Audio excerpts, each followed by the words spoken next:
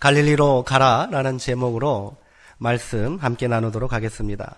오늘은 부활절 두 번째 주일입니다. 오랫동안 교회는 부활절을 시작으로 7주간의 주일을 모두 다 부활절로 지켰어요. 그래서 부활절 후 첫 번째 주일이 아니라 오늘은 뭐라고요? 부활절 두 번째 주일, 이렇게 부르게 된다는 거예요. 이러한 교회의 오랜 전통은 사실 매 주일이 부활절이라는 고백과 믿음에서 시작된 것입니다.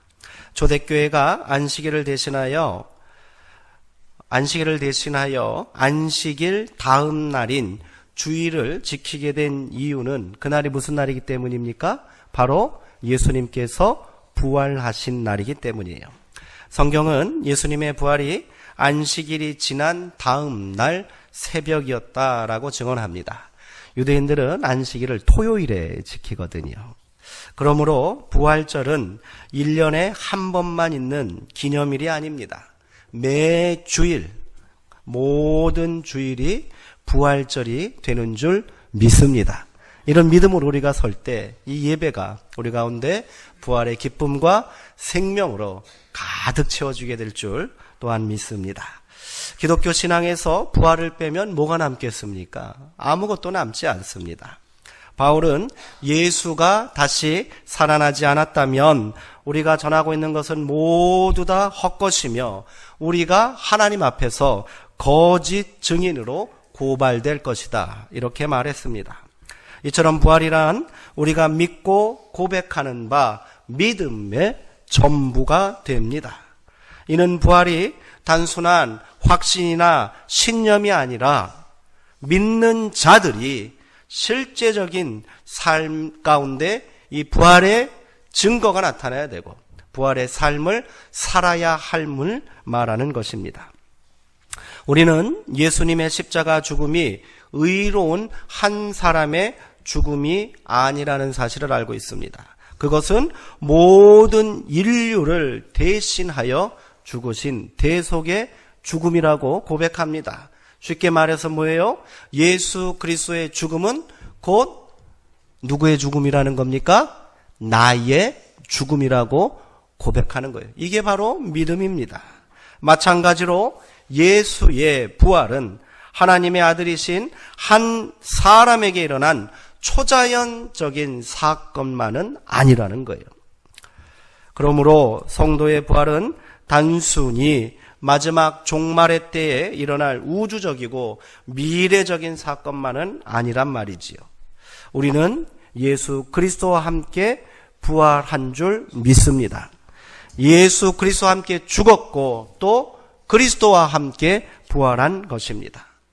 마태복음은 예수님께서 십자가에서 운명하신 바로 그때 놀라운 사건을 하나 전하고 있습니다. 마태복음 27장 52절에서 53절까지의 말씀입니다. 마태복음 27장 52절에서 53절입니다. 찾으신 분들은 저와 함께 한 말씀을 읽어보도록 하겠습니다. 무덤들이 열리며 자던 성도의 몸이 많이 일어나되 예수의 부활 후에 그들이 무덤에서 나와서 거룩한 성에 들어가 많은 사람에게 보이리라. 네. 대수롭게 읽고 그냥 넘길 수 있는 말씀이라고 생각할 수도 있지만 그렇지 않습니다. 이것이 언제 일어났다는 거예요? 예수님께서 십자가에서 운명하시자 이런 일이 일어났다는 거예요.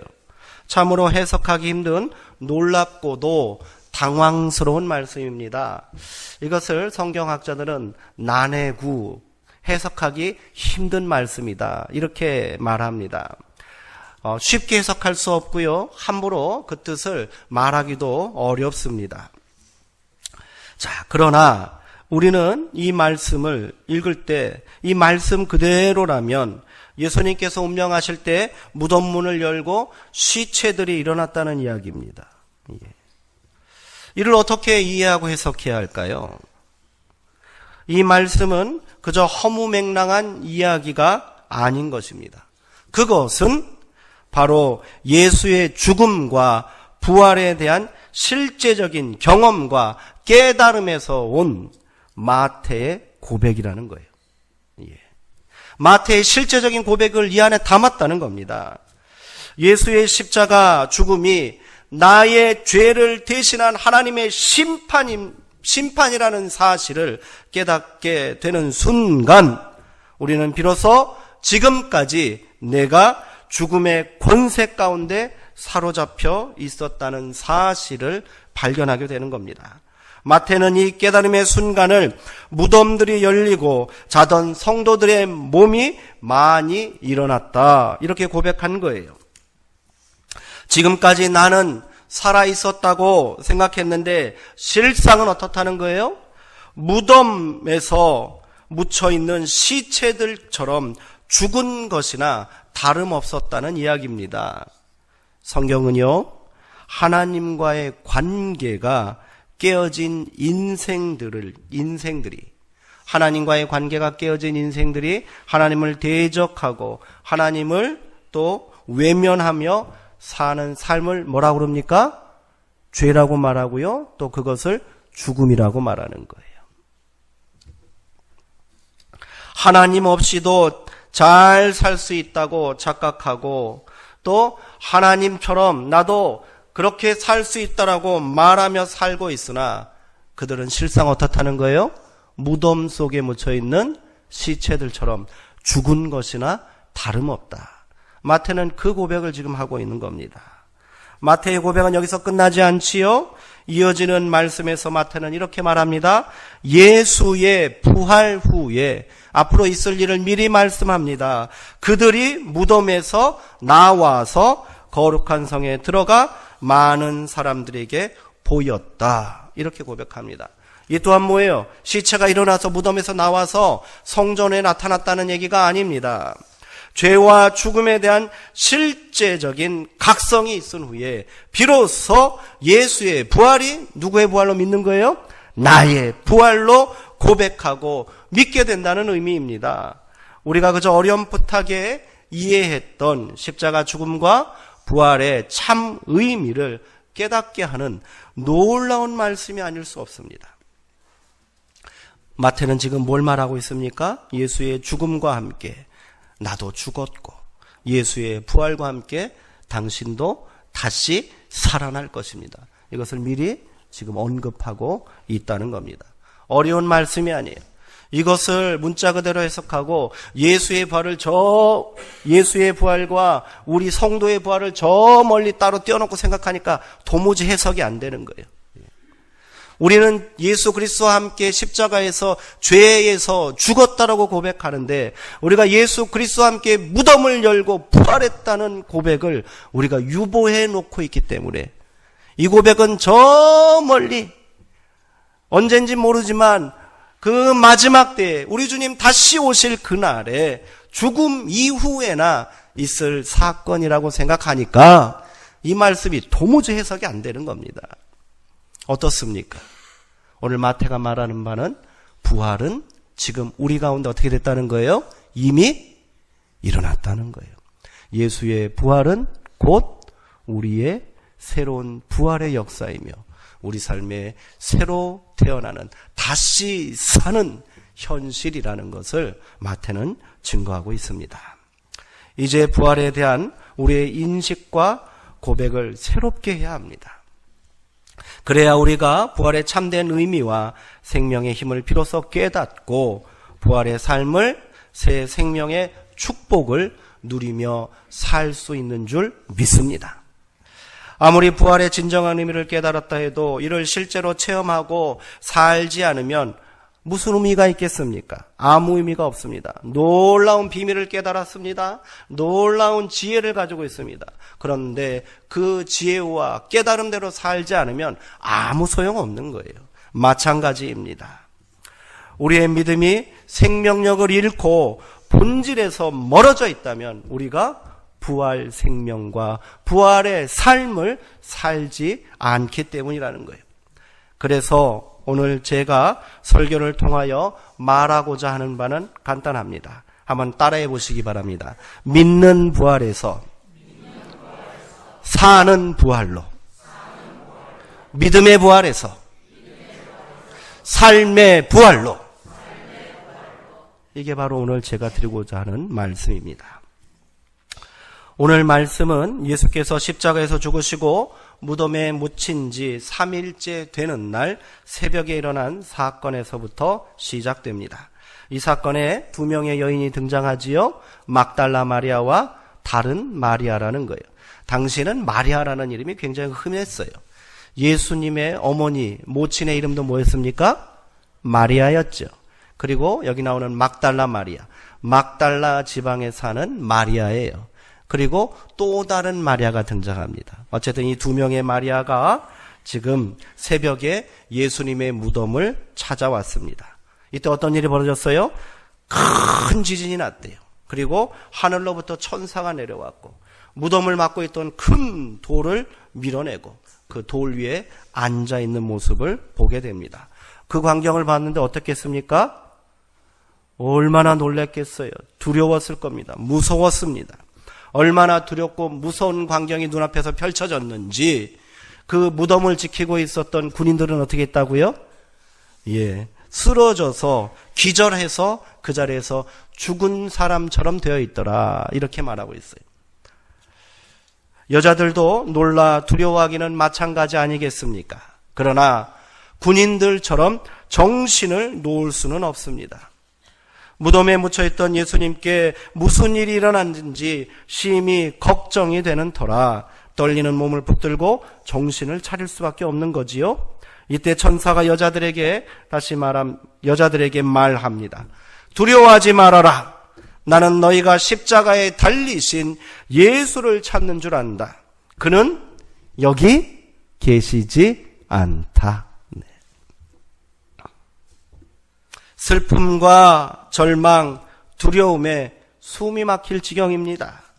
3일 전에 장사 지낸 예수님이 여기 계시지 않다니 그러면 예수님은 어디 계시단 말입니까? 여인들은 예수님이 부활하셨음을 아직 깨닫지 못하고 있습니다. 그저 예수님의 시신이 사라졌다는 말에 어쩔 줄 몰라 당황했을 것이고요. 슬퍼했을 거예요. 다시 천사가 놀라운 사실을 전합니다.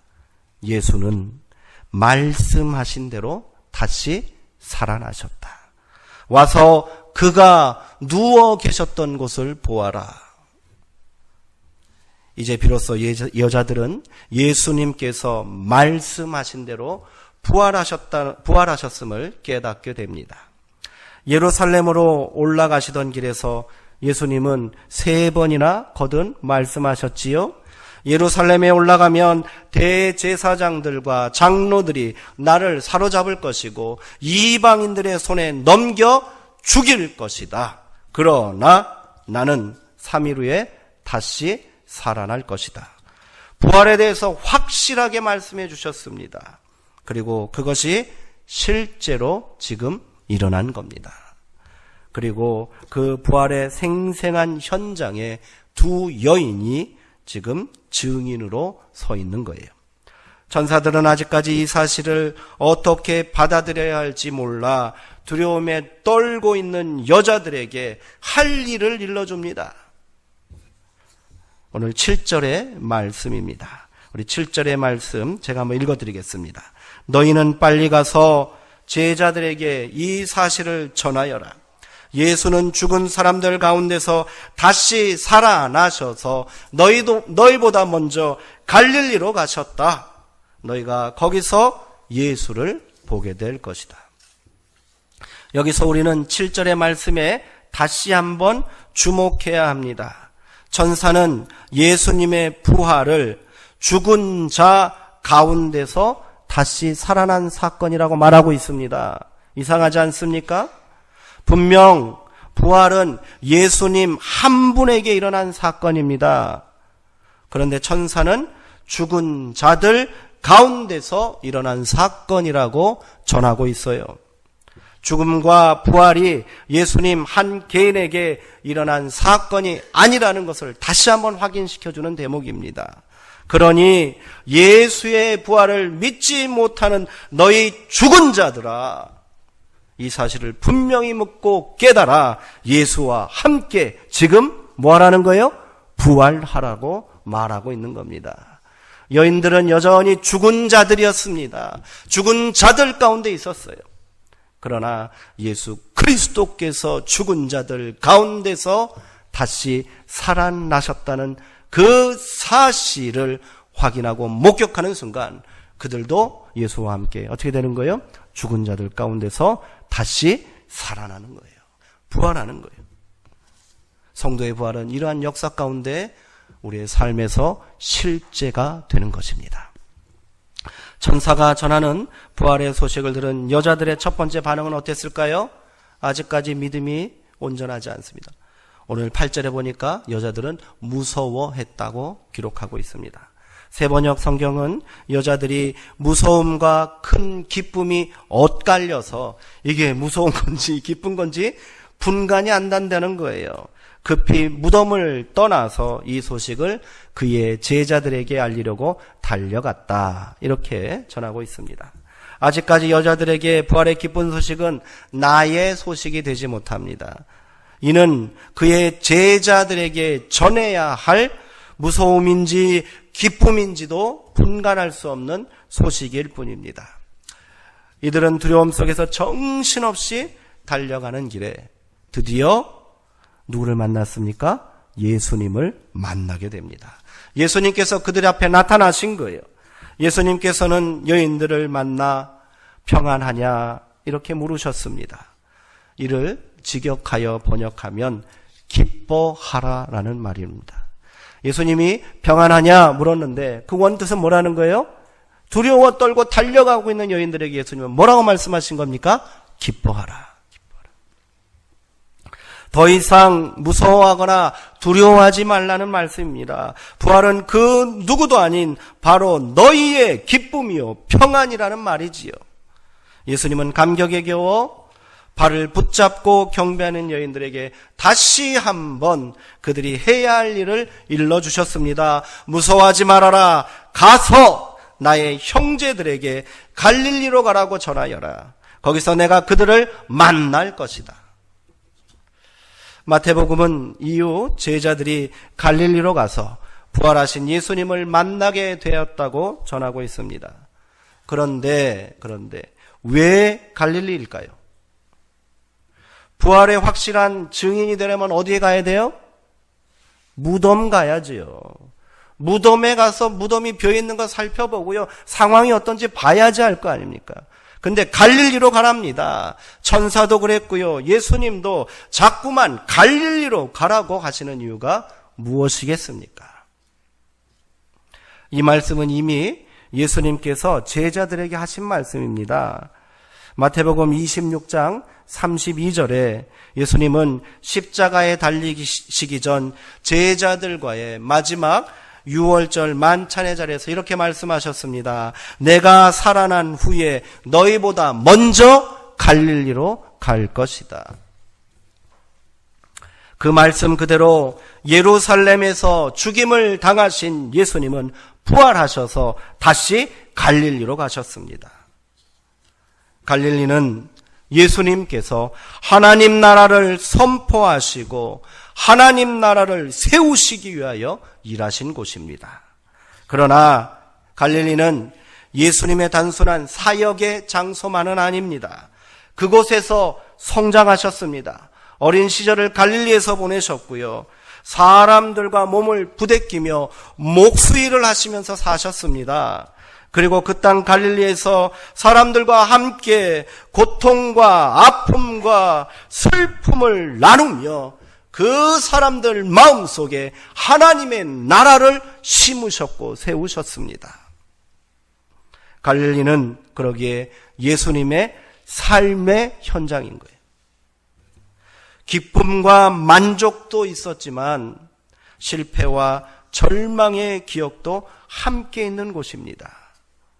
누구에게는 아무런 희망도 없는 떠나고 싶을 소망 없는 땅이었을지 모르나 예수님에게는 소중한 사람들이 있고 만나야 할 형제들이 있는 다시 부활시켜야 할 소망과 생명의 땅인 거지요. 예수님은 그 치열한 삶의 자리, 사랑하고 보듬어야 할 사람들이 있는 곳에서 부활의 첫 발걸음을 시작하시겠다고 말씀하신 겁니다. 그리고 그 삶의 자리로 부활의 새 생명의 현장으로 지금 제자들을 초대하고 계신 겁니다. 제자들은 지금 죽음과 죄책감의 공포에 사로잡혀 예루살렘에 숨어 있습니다. 예수님께서 체포되시던 날 그들은 모두 예수님을 버리고 도망쳤습니다. 그리고 예수님께서 십자가에 달리실 그때 그들은 공포에 질려 갈릴리 근처에도 나오지 못했습니다. 예수님께서 무덤에 묻혀있는 3일 동안 그렇게 제자들도 예루살렘이라는 거대한 무덤 속에 묻혀 있었던 거예요. 공포와 두려움은 제자들에게 바로 죽음과도 같은 것 아니었겠습니까? 예수님과 끝까지 함께 하지 못했다는 죄책감에 사로잡혀 그들은 죄인처럼 숨어 있을 수밖에 없었습니다. 예수님은 제자들에게 죽음과 죄의 사슬을 끊어버리고 나와 함께 지금 부활하자라고 말씀하고 계시는 거예요. 욕망을 쫓아 따라왔던 예루살렘, 감당할 수 없는 실패와 좌절을 맛보게 한 그 예루살렘에서 빨리 벗어나라라고 말씀하십니다. 그곳은 부활의 새 생명을 온몸으로 살아내야 할 땅이 아니라 빨리 내가 있는 갈릴리로 와야 한다라고 말씀하십니다. 이제 더 이상 갈릴리는 제자들에게 이전의 갈릴리가 아닙니다. 제자들도 전부 다 갈릴리 출신이에요. 평생 동안 그물질을 해야 하는 고단한 삶의 자리가 아닌 거예요. 로마의 앞잡이 노릇이나 하며 세리로 살았던 경멸과 멸시받았던 땅이 아닙니다. 골짜기에 숨어 혁명을 꿈꾸던 반란자들이 분노의 땅도 아닙니다. 이제 갈릴리는 제자들에게 부활의 새 삶을 함께 살아갈 생명의 땅이며 소망이 땅이 된 것입니다. 부활하신 예수님께서 거기 계시고 그곳에서 함께 일하시기에 갈릴리는 이제 버려야 할 곳이 아니라 떠나야 할 곳이 아니라 사명으로 다시 가야 할 땅이 된 거지요. 그렇게 제자들도 예수님과 함께 부활과 승리의 삶에 동참하게 될 것입니다. 부활하신 예수님께서 지금 우리에게도 말씀하십니다. 죽음과 죄악의 땅, 죽음과 죄악의 땅, 무덤과도 같은 절망과 공포의 땅에서 일어나 내가 서 있는 갈릴리로 가라. 아멘.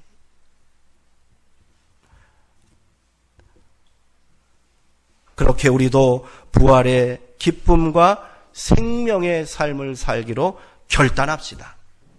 그래야 비로소 우리가 부활을 사는 생명과 기쁨을 누릴 수 있게 되는 줄 믿습니다.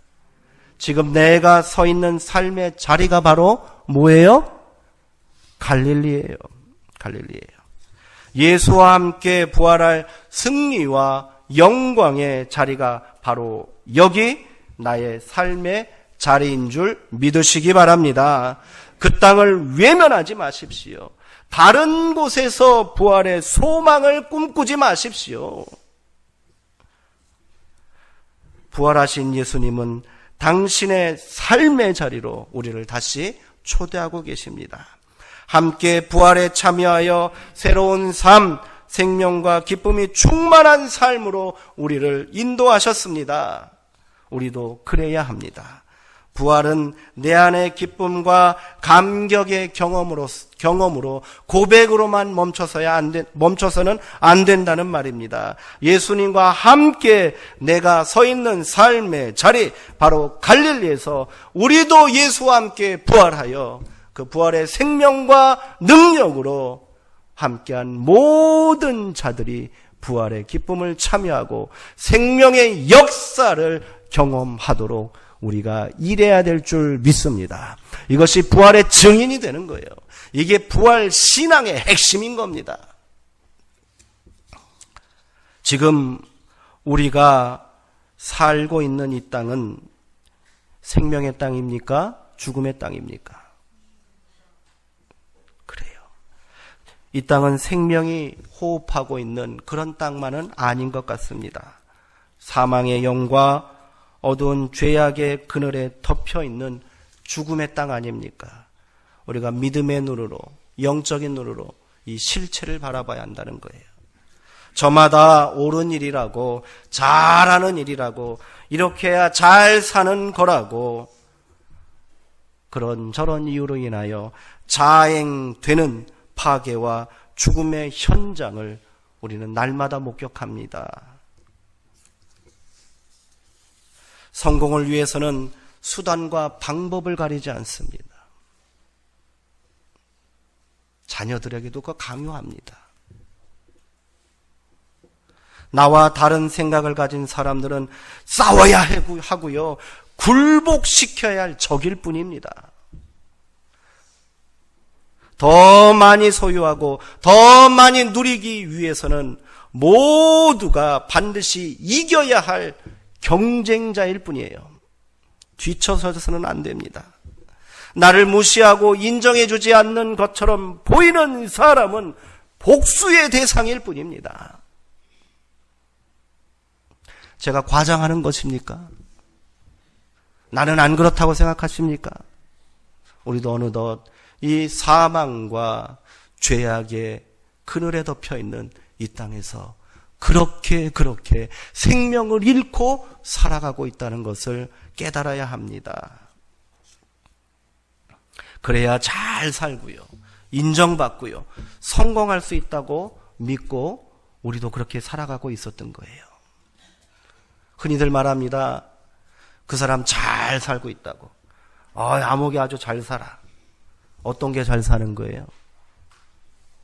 돈 많이 벌고 큰 집에서 살고 큰 차 타고 다니면 잘 산대요.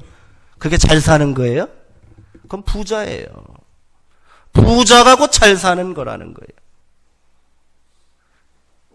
우리는 그런 인식 가운데 살고 있어요. 이게 어찌 생명의 공간입니까? 물질의 탐욕에 사로잡혀 사는 죽음의 땅입니다. 그렇게 생명은 죽어가고요, 자연은 파괴되고요, 관계는 깨어지고 말았습니다. 예수님께서 우리를 다시 갈릴리로 가라 말씀하시는 이유가 여기 있는 거예요. 여기 있는 거예요. 우리가 예수와 함께 부활해서 그 죽음과 죄악의 땅에서 다시 살아 새 생명을 살고 부활의 기쁨을 증거하고 죽어가는 영혼들을 되살리라고 우리를 향하여 지금 갈릴리로 가라고 말씀하시는 줄 믿습니다. 예수님은 이 땅을 버리고 하늘에서 부활하시지 않았어요. 자기를 저주하고 조롱하며 죽였던 자들이 있는 땅에서, 사망과 죄악의 어둠에 덮여있는 바로 그 땅에서 다시 부활하셨습니다. 그리고 그 땅에 함께 묻혀 자기도 죽은 줄도 모르고 실상은 죽어 있는데 살아있다라고, 내가 잘 살고 있다라고 믿고 있는 소망 없는 사람들을 위해서 이 땅에서 다시 살아나신 줄 믿습니다. 그리고 다시 사신 주님께서 우리를 향하여 갈릴리로 가라고 말씀하시는 거예요. 너희도 나와 함께 부활했으니 그 땅에 가서 생명을 살리라는 거예요. 부활의 기쁨을 증거하라는 겁니다. 오늘 우리가 다시 가야 할 갈릴리 멀리 있지 않습니다. 우리가 부활의 소망과 생명의 기쁨을 회복해야 할 곳은 아득한 저 먼 하늘에 있는 것이 아니란 말입니다. 그것은 바로 우리의 삶의 자리인 것이지요. 어디가 되겠습니까? 멀리 가서 헤매지 마십시오. 바로 우리 가정입니다. 내 가정이 갈릴리인 거예요. 내가 일하는 일터가 갈릴리인 거예요. 내가 만나고 함께 관계 맺고 있는 그 사람들이 있는 곳이 어디예요? 갈릴리입니다. 그렇게 우리가 나의 삶의 자리와 나와 함께한 모든 사람들의 삶의 자리를 부활의 장소로 바꿔야 될 줄 믿습니다. 사람을 변화시키려 하지 마십시오. 안 변합니다. 나도 안 변하는데. 환경을 변화시키려 하지 마십시오. 금방 포기하게 됩니다. 그냥 내 안에 욕만 남아요. 사람을 변화시키려 하지 마시고요. 환경을 변화시키려 하지 말고 바로 나 자신을 변화시키십시오. 내가 변하면 그 사람도 변하고 내 삶의 자리도 변하게 될 줄 믿습니다. 그 변화를 어떻게 해야 된다는 거예요? 부활로 우리가 바꾸는 거예요. 이전에 나는 죽었습니다. 이전에 죄악된, 이전에 어둠 가운데 갇혀 있었던, 무덤 속에 묻혀 있었던, 잠자고 있던 우리는 예수 그리스도의 십자가와 함께 죽은 거예요. 그리고 그와 함께 다시 부활해서 오늘 우리가 주께서 명하신 갈릴리에 서 있는 줄 믿습니다. 그 땅에서 우리가 소망의 사람이 됩시다. 그 땅에서 우리가 생명의 사람이 됩시다. 내가 생명이 되고 내가 소망이 되면 아무런 희망도 없는 것처럼 보이는, 아무런 기대도 할 수 없었던 그 땅이 바로 부활과 생명의 땅으로 변하게 될 줄 믿습니다. 그래야 우리가 부활의 증인인 거예요. 그래야 우리가 부활 신앙으로 이 땅을 사는 거예요. 오늘 우리 가운데 이 귀한 말씀 주신 하나님께 감사드리며 우리가 깨달았으니 하나님, 작은 일에도 내가 생명을 살리고 생명을 증거하는 그런 부활의 삶을 살게 하여 주시옵소서. 죽음의 문화를 멀리하게 하시고 사망의 권세를 끊어버리게 하여 주셔서 부활의 권능으로 생명의 능력으로 이 땅을 살아가게 하여 주시옵소서. 우리가 함께 결단하며 그 길로 동참하시기를 주님의 이름으로 축원드립니다. 기도하겠습니다.